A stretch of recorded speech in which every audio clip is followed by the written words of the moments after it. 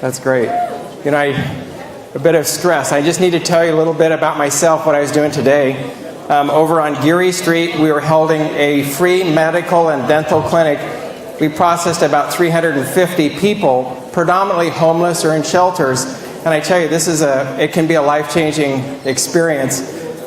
I turned out to be the last physician. We had about 9 dentists still working there, about 6 hygienists still working there, but I was the last physician. I was trying to get over here to get set up, and people kept saying, we need a doctor, we need a doctor. I turned out to be the last doctor there. So I rushed over here thinking I shouldn't have too much trouble finding parking.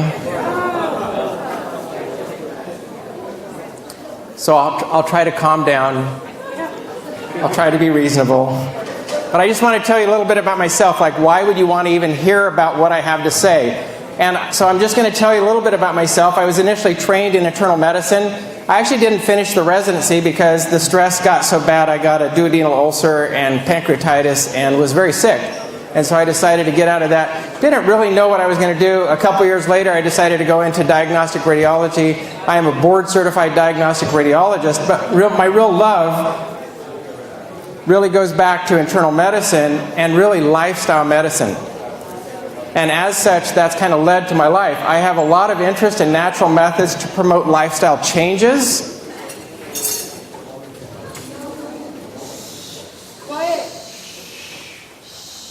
Yeah, I don't want to yell. Thank you so much. I'm currently the president of Life and Health Network. It's a nonprofit organization. It's a 501c3 organization based in Auburn, California, about 110 miles northeast of here, up on Interstate 80. And for about a year and a half, we've been working pretty aggressively to develop health-related media. Last summer, and we'll kind of get to this, we actually noticed an article that said that Americans, according to Forbes magazine, now believe it's easier to do their taxes than it is to eat healthy. I mean, that is stunning. We looked at that and we said, well, those are our marching orders. You know, we need to do something about this. So we started filming plant-based recipes that were short, engaging, usually 5 ingredients or less, usually 5 minutes or less prep time, and that would be savory. To try to teach people what, for all of humanity, people have known how to cook, and somehow in the last couple of generations, especially the last generation, we suddenly don't know how to cook food anymore. Especially we don't know how to cook healthy food because we think foods are supposed to come in a box. I've done some seminars and I train people. You know, I used to train people on how to read the nutritional labels. You know what I tell them now? If it's got a nutritional label, you probably shouldn't eat it because it's processed. Think about that. What has a nutritional label on it? Something that comes in a box or a bag and something you bought in the grocery store. There's no nutritional label on a 25-pound bag of pinto beans. There's no instructions on how to cook it. It's assumed that you know how to cook it, and that's one of the healthiest things you can eat. It doesn't have a nutritional label, so you should consume those things. So you can start getting a hint of where my love is. I'm president of Life and Health Network. About a month ago, I was asked to be the chief operating officer of Weimar Institute. To just give an idea what Weimar Institute is, for 35 years they've had a live-in lifestyle program. I'm going to tell you a really short story about Jerry, who just graduated on Wednesday. It's an 18-day live-in program predominantly to help lifestyle situations. I didn't ask Jerry for permission to do this, but I'm sure she wouldn't mind. She was a research nurse at Stanford for 43 years. She loved her job. Every day she'd get up and she just loved going to work. And she was doing cardiac and kidney research at Stanford. But sometime toward the end of that time, she got an autoimmune disease, Hashimoto's thyroiditis. She got a thyroid condition, and because of that, she started gaining weight. She wasn't able to get her weight under control. They finally got her thyroid under control, but by then, she's ballooned up, she's obese, she has hypertension. About a month ago, she had an endarterectomy, which means a surgeon went in and removed plaque out of her internal carotid artery because she had a critical stenosis. She had a TIA, a transient ischemic attack, which is a kind of a precursor to a stroke. She was about to get a major stroke and die because of her lifestyle choices. She went to an endocrinologist at Stanford and he goes, you know, you need to lose weight as part of your problem. You've been on Weight Watchers, it's not working really well. Have you heard of New Start? New Start is a program that we have at Weimar Institute. It's an 18-day live-in program. She came and she gave a testimony of what her experience was like at graduation. She said, when I came here, my blood glucose was 160 on medication. She was on metformin, which is an oral agent to keep your blood sugar low. So her fasting blood sugar was 160 on medication. On 18th day, she was off her medication. Her fasting blood sugar was normal at 91. This was in 18 days. The problem that we in America believe, and physicians, and I've been responsible, I watched this happen, we make the assumption that the patient will not change their lifestyle, and so we manage their disease. We fail to tell them that diabetes is a completely reversible and completely preventable disease, type 2, not type 1 diabetes, adult onset diabetes, completely reversible.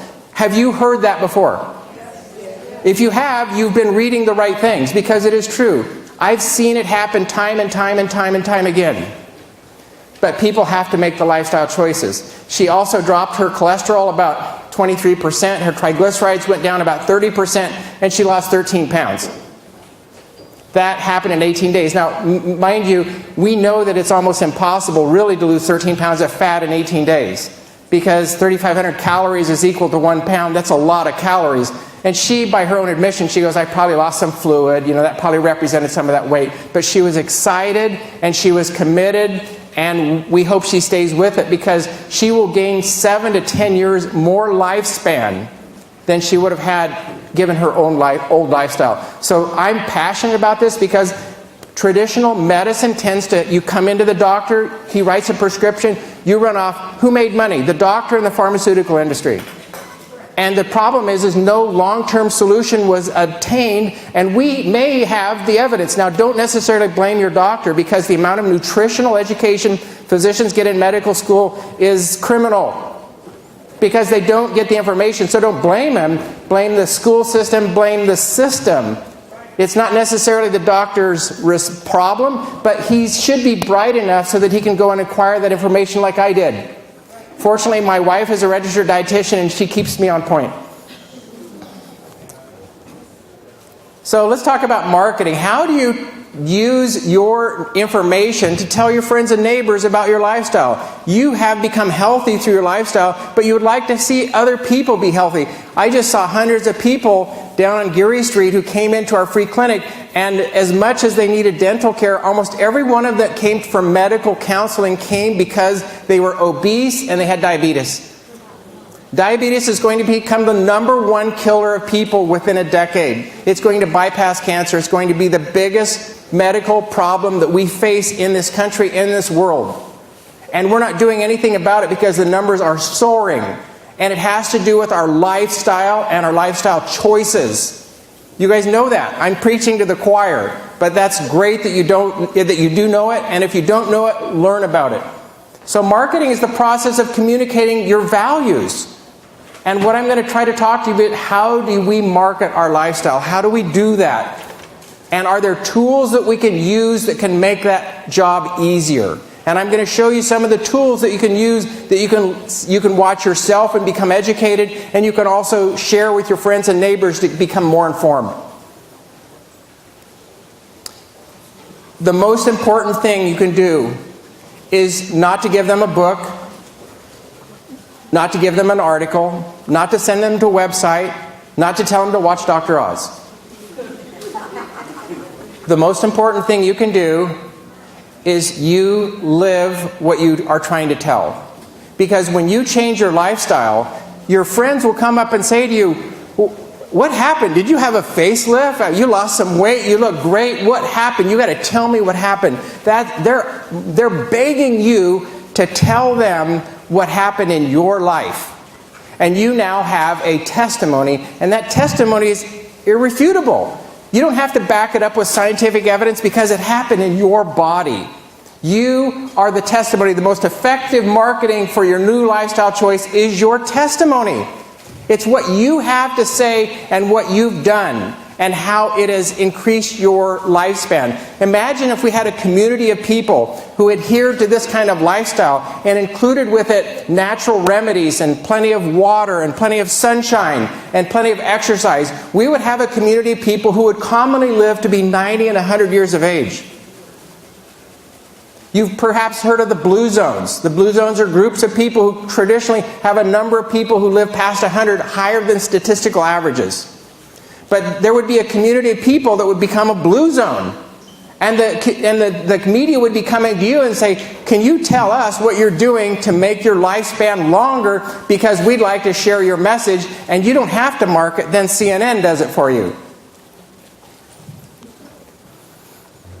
Here are a number of options that you can have. This is actually our website, Life and Health Network. I actually get to self-promote. You know, I'm here free giving this message, so I get to kind of promote some of my own products, but I'm actually going to give you a panoply, just a whole broad spectrum of options that we have found in doing our research which are beneficial. This is our website. I would encourage you to go to it. There's just goodles and goodles of great articles and recipes that you can find here. Nutritionfacts.org, and actually I have a clip here that I'm going to show you. This guy is just amazing. It's one of our websites that we find consistently reliable, and it's something that's really very informative, and you can go and get information there. I'm actually going to show you a little clip. We're going to cut it off, and hopefully our speakers will work. If it doesn't, our speakers actually are not working. I'm going to just tell you what he's trying to say because our audio isn't working. He's basically talking about multiple sclerosis. And he's basically talking about we don't understand what's happening with multiple sclerosis. And while they dink around that media, this life can cause symptoms in the brain, cognitive impairment in the eye, painful loss of vision, tremor, weakness, loss of bladder control, pain, and fatigue. The most frequently prescribed drug for multiple sclerosis is beta interferon, which can make you feel lousy and cost $30,000 a year, but hey, it might be worthwhile if it actually worked. We learned last year that it doesn't seem to prevent or delay long-term disability. That leaves chemo drugs like mitoxantrone that causes irreversible heart damage. 1 out of every 8 people go on the drug, and treatment-related acute leukemia. It causes leukemia in nearly 1% of people who take it. But hey, MS is no walk in the park. If only there was a cheap, simple, safe, side effect-free solution that also just so happened to be the most effective treatment for MS ever described. What do you think it is? Dr. Roy Swank. We lost at age 99, was a distinguished neurologist whose research culminated over 170 scientific papers. Let's look at a few. As far back as 1950, we knew that there were areas in the world that had a lot of MS. North America, Europe, and other places, Africa and Asia, that hardly had any. And now we have all these migration studies showing that if you move from a high-risk area to a low-risk area, your risk drops, and vice versa. Notice by just moving, you reduce your risk. It's a more lifestyle. Dr. Swank had an idea, as he recounted in an interview with Dr. John McDougall at the ripe young age of 84. It's impossible to do with just to be a matter of food, because 30 months ago, there were typically less vegetarian life as around, and now people are spend all their time eating meat. After looking at the multiple sclerosis data from World War II in occupied countries where meat and dairy were rationed, and his famous study in 52 finding the frequency of MS directly related to the amount of saturated animal fat.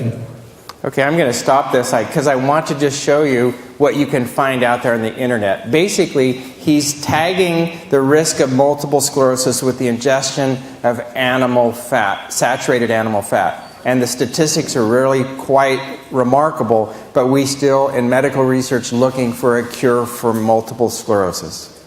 If you go from a high-risk area and move to a low-risk area, your risk drops, and it has to do with, generally when you're moving, you change your diet to the indigenous diet of the area. That's just a source that you can find. Nutritionalfacts.org, we found it to be a very engaging, sometimes a little hokey, the way he put some of his sites up there, but it's almost humorous and it's very engaging. You can watch it, and you can learn a lot from watching that kind of website. This is another website that we use frequently when we're looking for peer-reviewed articles that would back up a certain research. We go to WebMD. Typically, when I was in medical training, we would have the Indicus Medicus. We would actually go and we would go into these books and we would learn how to find data. As you know, none of that happens anymore because you can do a Google search and you can get it faster than any other way. I've had patients sitting in my office and they tell me they have this strange, rare disease, and I just vaguely remember hearing about this rare, strange disease, and I don't go look up in books. I just Google it and boom, it's just right there. Everything is at your fingertips. Now, mind you, it may not be correct.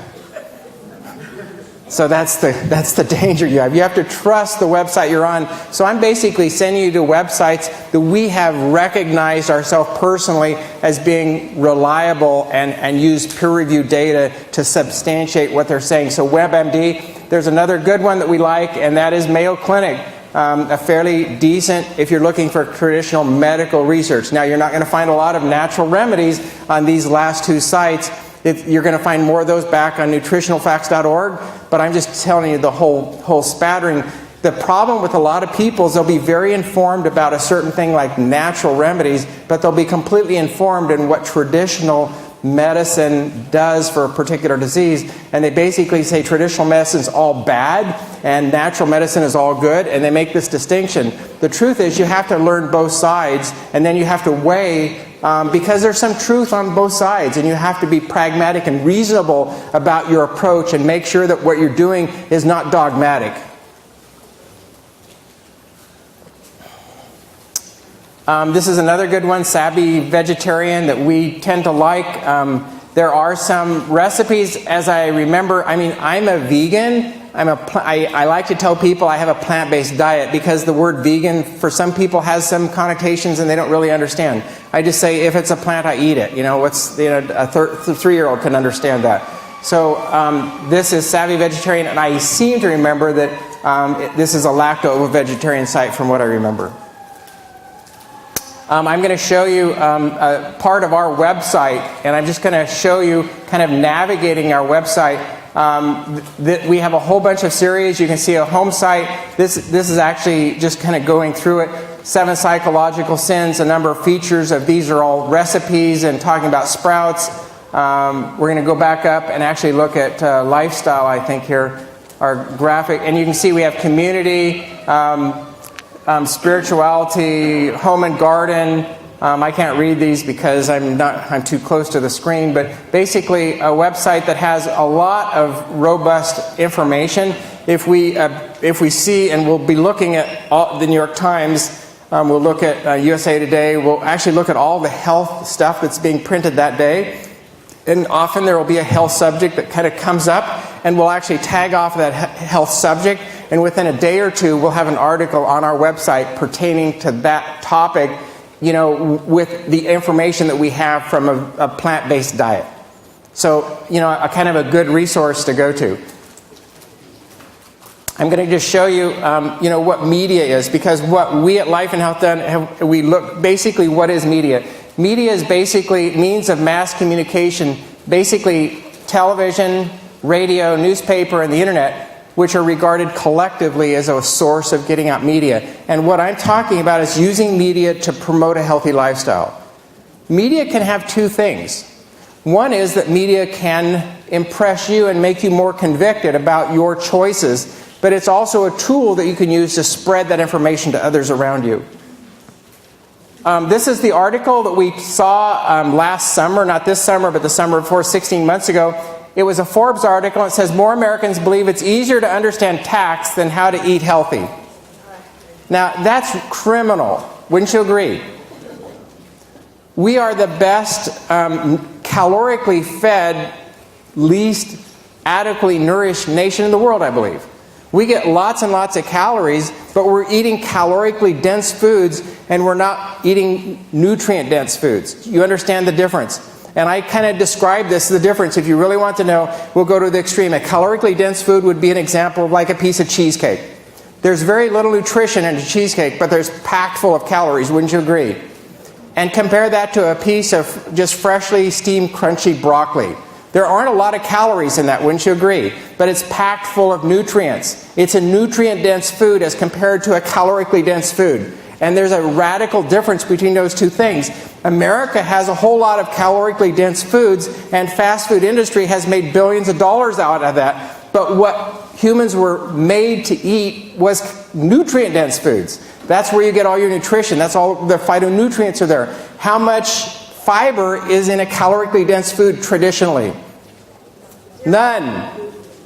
How much fiber is in fish, egg, chicken, beef, pork? How much fiber is there?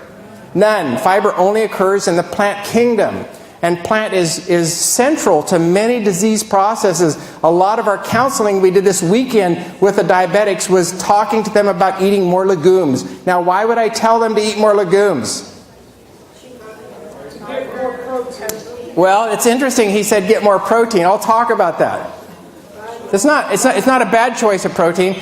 Legumes are one of the highest sources of fiber in the world. If you're looking for fiber, you head to the legumes. And legumes are awesome because they do two things for diabetics especially. They do the same two things for you. By having fiber, it fills up your stomach and it makes you feel full sooner. If you drank a cup of oil, would you feel full? No, you wouldn't feel full at all. In fact, your body is amazing. Your stomach is not just this receptacle of just a holding cavity so that it can get ready to pump this off to your small bowel. Your stomach has temperature receptors, baroreceptors, fat receptors. You know you can only release about 20 grams of fat per hour. So if you have a high-fat meal and you wonder why it's taking you forever to digest, your stomach is smart and it says, I want to absorb all these calories. I'm not going to let them go to waste, and so I'm going to slow down the delay. It's going to delay the emptying of that stomach because it knows there's fat receptors in there. There's temperature receptors. There's all kinds of receptors, and there's also stretch receptors. And so when you eat a lot of fiber, your stomach fills up and you feel full sooner. You have a satiety center in your hypothalamus, and it says, hey, you might want to back off there, dude. Slow down. I'm getting full. Because your stomach is starting to distend, but it does something even more marvelous. This soluble fiber creates this gelatinous goo in your small bowel. And I like to compare it to drinking orange juice and eating an orange. Drinking orange juice, and honestly, on our website, there is a documentary on juice. You need to go see it if you're thinking that juice is healthy for you. I'm not trying to, throw cold water on it, but juice, even fruit juice, even 100% fruit juice, even organic 100% fruit juice, even fresh squeezed organic 100% fruit juice is a sugar delivery system. It's a liquid sugar delivery system because you have thrown away all the fiber. You have processed that food. You have squeezed it, gotten rid of a lot of the good things, and you just drank the juice. If you eat the orange, you're going to get the fiber, the same juice, but what happens is that fiber creates this gelatinous goo in your small bowel, and it slows down the absorption of the carbohydrate, so you don't get this big sugar spike. If you drink the orange juice, your sugar is just going to go sky high. And I don't care if it's organic, 100% natural, I just don't really care. Because your effect on your blood glucose is going to have the same effect. It's going to go zinging. And right behind it is the insulin spike. And then the insulin spike goes up, and it's designed to take care of that sugar and absorb it. And it does that very effectively. And so suddenly, you don't have any sugar left, and you still have all this insulin. So it starts getting all the sugar out of your bloodstream, and you crash. You have this drop in your blood sugar, so you're zinging up, and then you're crashing, and then you're starving, and then you eat more. So that fruit juice ultimately ended up making you eat more. What a deal. That's not something you necessarily want. And I don't know how I got there, but we did. I did. It's interesting, the question was mentioned about eating. Beans are a very great source of protein. Often in lectures, people will say, well, I can perceive that you're talking about having a plant-based diet, and I have a really good question. Why or how in the world are you going to get enough protein? Have you wondered that? How much do you need? I'm going to tell you. Have you ever had that question? How do you get enough protein? Look at a gorilla. Is a gorilla a vegan? Yes. How in the world did he get all his protein? Plants. Broccoli. Yeah. The typical carnivore gets about 130 grams of protein a day. The typical lacto-ovo-vegetarian gets about 110 grams of protein a day. The typical vegan gets about 85 grams of protein a day. You can see we're falling. The government has established that if you get really, really high quality protein, you need 26 grams. But they know that it's pretty hard to get really high quality protein all the time, so they tell you based upon your sex and age and weight, you need between 45 and 54 grams of protein a day. Did you follow that? So the question, and I tell people, interesting question, but you asked the wrong question. You shouldn't have said, based upon a plant-based diet, how do I get enough protein? You should have said, based upon a plant-based diet, how can I get less protein? You don't need to worry about your protein if you're getting a variety, especially you're eating enough legumes. If you're getting variety, you're getting plenty and plenty of protein. And so that shouldn't ever be a concern, but you need to be informed about that because people will ask you. You go, you'll have a young person will become a vegan and their parents are getting all worried about them. How are you going to eat enough protein? You're growing, you need muscles. But if you're informed, and if you're better informed than them, you can teach them something. And they go, wow, you've really thought this out. You've really gone through it, and that's a good answer. And now I just learned something. Maybe I might want to do that. You see the thinking. So we looked at this and we saw that more Americans believe it's easier. So we thought, well, we need to do something about that. And right now, we did. So we actually developed, what we did, we started filming recipes and posting them on our website. We did about 35 of these. These are short, 3-minute, that are simple plant-based recipes. And after we'd done about 30 or 35 of these, we said, and I don't even remember who on the team said, this really wants to be a cookbook. Because people like cookbooks. They like to have it and to hold it. But we did something very interesting, and it's the first time this has ever happened. I have a copy of this cookbook, and I noticed my wife just stepped in about in the middle of the crowd back here with our children. She's the author down here. It was a team effort, the entire team. We had 6 full-time employees doing this for almost 5 months. But I'm going to show you something that's very interesting. The Library of Congress said this is the first time this has ever happened. We have a QR code. You guys know what those are? If you don't, ask somebody under 20. A QR code is a square barcode, and you can get a QR reader for your smart device or your iPad. And you can we have a QR code for every single recipe. Yeah, so what? Where does it take you? When you scan that QR code, it will take you to our website and you get to see that recipe being made. Every single recipe in the book has a video attached to it, and you can look at the video. People look at the picture and they go, well, maybe I'd eat that, I don't know, but I'm going to show you a video. I'm going to show you actually how it works. Actually, not yet. I got ahead of myself. This is just some of the pages in the cookbook. These are what the pictures look like. Very engaging. Here's the QR code.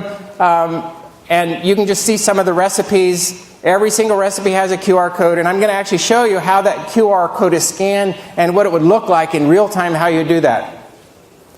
You can tell I spent the weekend treating homeless people instead of preparing for this talk because I didn't know where I was, but that's okay. So this is the QR code, and this is the cookbook. This is the smart device. She has the app loaded on. She's going to scan it. She scanned that. It took us to the website. She hit play, and just about that fast, this is what shows up on her smart device. It shows the recipe over here with all the ingredients, and then it shows you how to make it. We start with a whole wheat pizza dough. We're actually putting these ingredients into it. Every once in a while they snag my hands. Those are my hands in the picture. So we're just going to knead this dough until it's well incorporated. We're then going to roll it out. Now you can see this is more engaging than just looking at a cookbook, but you're just doing this in your kitchen. You just scan it with your smart device. We're putting sliced fresh garlic into the dough. We're putting it out on a pizza stone, not necessary, but then we pull it out, and then look what happens next. We're going to brush it lightly with some olive oil. We're going to put some grape tomatoes and fresh basil on it. We're going to slice it up. They're probably calling me saying that we have someone who needs to see the doctor. Now, isn't that amazing? Now, would not that be engaging to somebody you were trying to say, like, how do I make that? And you go, here, just let me show you. And you scan it, and they sit there and see that, and they go, you know what happens? I sent this to an attorney friend of mine up in Spokane. It was a waffle recipe that's cashews and oats, water, a little bit of salt, and some vanilla. So it's plant-based. There's no oil in it except the oil that are already in the half cup of raw cashews. It's cashews, water, rolled oats. It's the recipes in our book, and it makes these wonderful waffles without any oil, without any baking soda, without any flour. And I said, you need to look at this. I sent him the link to our website, and the next day he emailed me back. He goes, Randy, I looked at it, and he goes, I could do that. So I did. No more IHOP for us. Convert one person at a time. I mean, that's what it's about. And so he doesn't get regular waffles anymore. He gets a really healthy plant-based waffle. And if you put fresh fruit on that, you know, that is a wonderful... You think typically waffles and pancakes, those are really bad sources of food in the breakfast. But you can actually make it very healthy and put fresh fruit on it and turn it into an awesome, healthy product that even diabetics can eat. So, there are other ways that you can use media. And I don't usually promote people getting on these because they gobble up a lot of time, but they're tremendous ways that you can get information out. And a lot of the times I tell people on Facebook, you know, you don't have to be sitting and watching Facebook, but if you go through a transition, and let's just say you changed your diet and you lost 8 pounds and you're feeling healthy and you're walking 3 miles a day and you're just feeling great, you feel better than you felt in 20 years, it would be very appropriate to have someone take a picture of you and you post it on Facebook and you tell them that story. And then you just send it out. And then it gets reposted and sent all over. That's media, and that's a media tool that you use to promote your lifestyle. And wouldn't that work? And wouldn't that be engaging? That would be a really good use for these kind of social media, which in some ways can be very bad, you know, as far as, you know, if you see people often spend hours and hours and they become recluses and their whole interaction with society is through social media and they don't go outdoors. In that way, social media is bad in my estimation because you need to be outside walking and talking with friends and family. But you can use these tools intentionally to promote a healthy lifestyle. So, what about billboards? You know, I'm just thinking of things that you would use, that you could potentially use. You know, a group of people could get together and you could actually get a graphic designer and you could actually put a message on a billboard. Wouldn't that be a great way to spread the word? So, and what about radio? You know, oftentimes there will be radio talk shows and they want call-ins. And the amazing thing is a question can be in the form of information. Have you ever known that? You could call in and you could say, well, you know, I noticed that your doctor is talking about, you know, a high-protein diet, and I heard recently that the protein isn't really a problem and we really are getting too much protein in our diet. Is that true? Well, you've given them information, you put it in the form of a question, and you put them on the spot.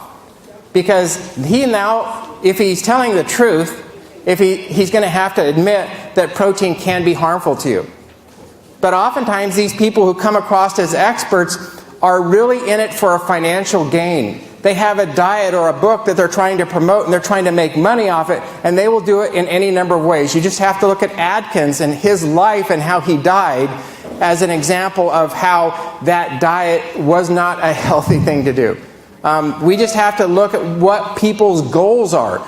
I have no financial gain by being here except I'm interested in getting the message of a healthy lifestyle. I would like to see a group of people living past 100. And I know that that's possible. The DNA structure, Ray Wolford was a researcher down at UC San Diego, and he did a lot of research on longevity. Actually, some interesting things came out. One of the most profound things he found to extend life in rats and mice, and some of you may know this, but it isn't intuitively obvious. The most profound thing that he could do to increase their life, and he could make them live twice as long. Do you know what he did?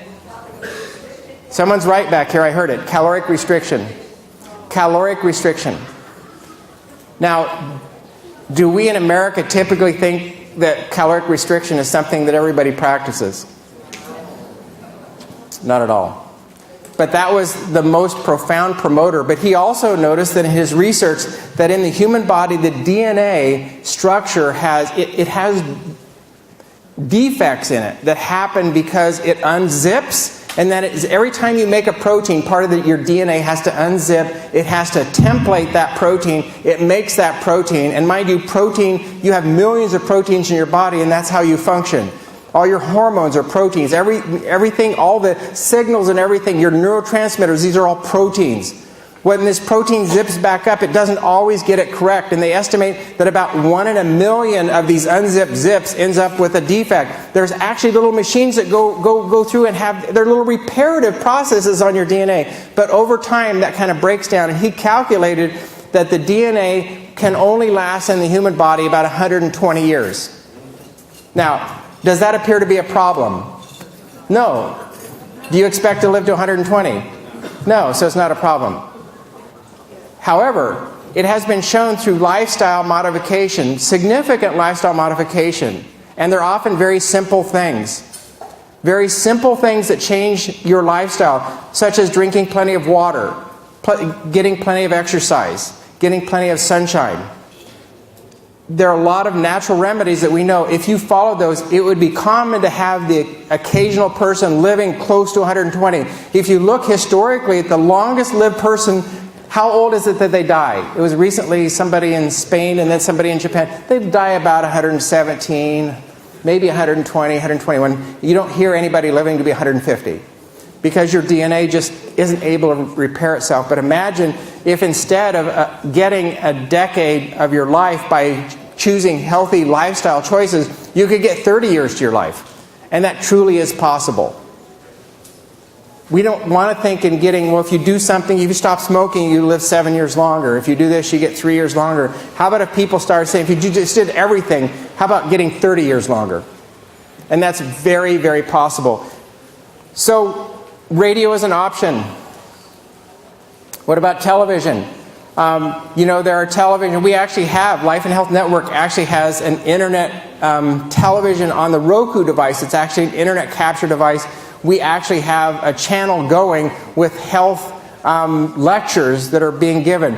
Television can be a very strong tool. You can actually get a hold of your local cable access TV, and there's public access channels. And you can actually get a hold of them, and for free, you can get programming. You can get stuff done, and with very little information. We were doing this free clinic out on Geary Street, and KGO showed up, and they're sitting there taping because doesn't happen, I guess, often.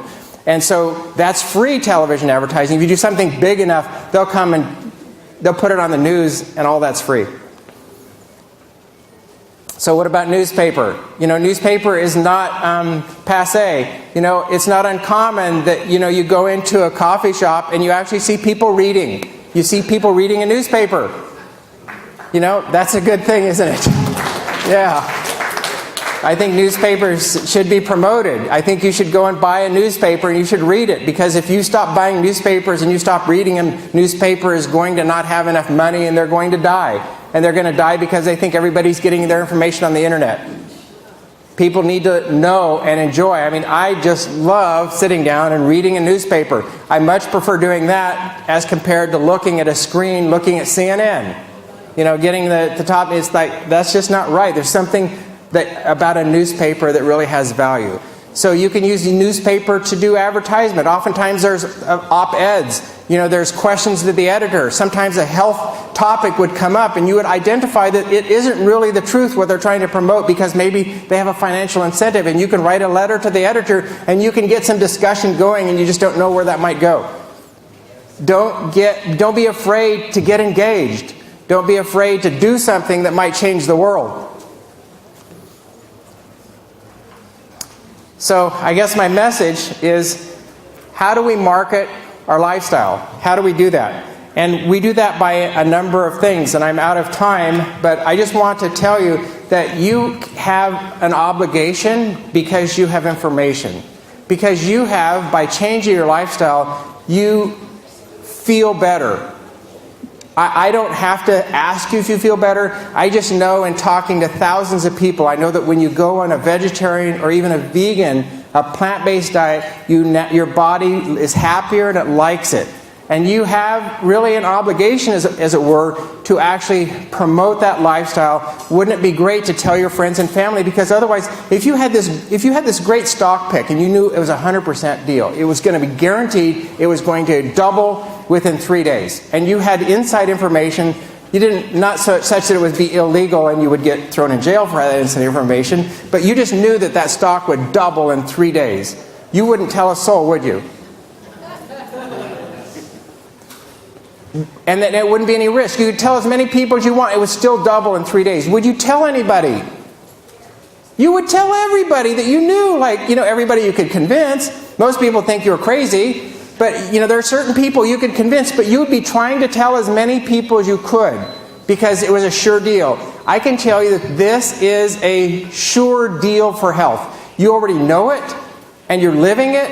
And you have an obligation to tell people about it. Because if you don't, you're cutting their life short by not sharing that with them.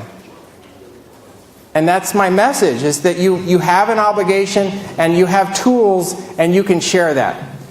In closing, I would just like to tell you that we currently have this book. I don't know that we brought very many, but there's a speaker's table, I think, in the next pavilion. And for the next hour or so, we're going to be selling some of those books if you have any interest. I think we have a credit card reader. If you don't have money, you want to use a credit card, and I'm allowed to give a little commercial because that's what I get out of doing this. It just supports our ministry. It's a 501c3 organization. I can tell you that we have a budget that donations give $350,000 a year, and selling 20 or 30 books isn't even going to get close to that, but we give you an obligation to get this book so you don't have to buy it off of Amazon.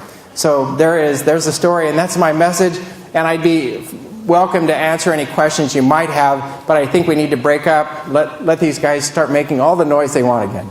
Thanks a lot.